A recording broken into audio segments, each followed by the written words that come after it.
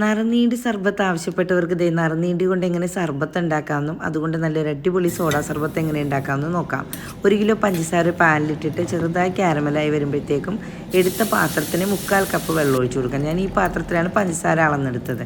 ഇനി അതിലേക്ക് നറുനീണ്ടി ഇട്ട് കൊടുക്കാം. നറുനീണ്ടി നമ്മുടെ പച്ചമരുന്ന് കടകളിലൊക്കെ കിട്ടും കേട്ടോ. 6 ഏലക്ക പൊടിച്ചത് ഇട്ടിട്ട് ഇതുപോലെ നൂൽപ്പരുവാകുമ്പോഴത്തേക്കും നമുക്ക് തീ ഓഫ് ചെയ്ത് കൊടുക്കാം. ഇനി ഇത് നന്നായിട്ട് തണുത്തതിന് ശേഷം അരിച്ച് ഒട്ടും വെള്ളമില്ലാത്ത കുപ്പികളിലാക്കിയിട്ട് നമുക്ക് സൂക്ഷിക്കാം കേട്ടോ. ഇനി ഇതുകൊണ്ട് എങ്ങനെ സോഡാ സർബത്ത് ഉണ്ടാക്കാമെന്ന് നമുക്ക് നോക്കാം. സോഡാ സർബത്ത് മാത്രമല്ല പാൽ സർബത്തും നമ്മൾ ജ്യൂസൊക്കെ അടിക്കുമ്പോൾ അതിൽ ഒഴിച്ചു കൊടുക്കാനൊക്കെ നല്ലതാണ്.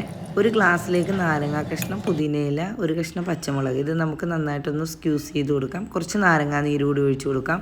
കുതിർത്ത കസകസ് കൂടി ഇട്ട് കൊടുക്കാം. നിറയെ ഐസ് ക്യൂബ്സ് ഇട്ട് കൊടുക്കാം.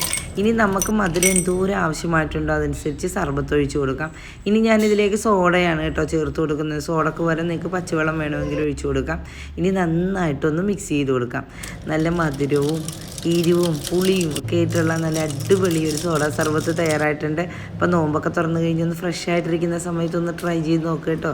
അപ്പോൾ എല്ലാവരും ഇതിൻ്റെ ഫീഡ്ബാക്ക് അറിയിക്കാനും മറന്നു പോകരുതേ.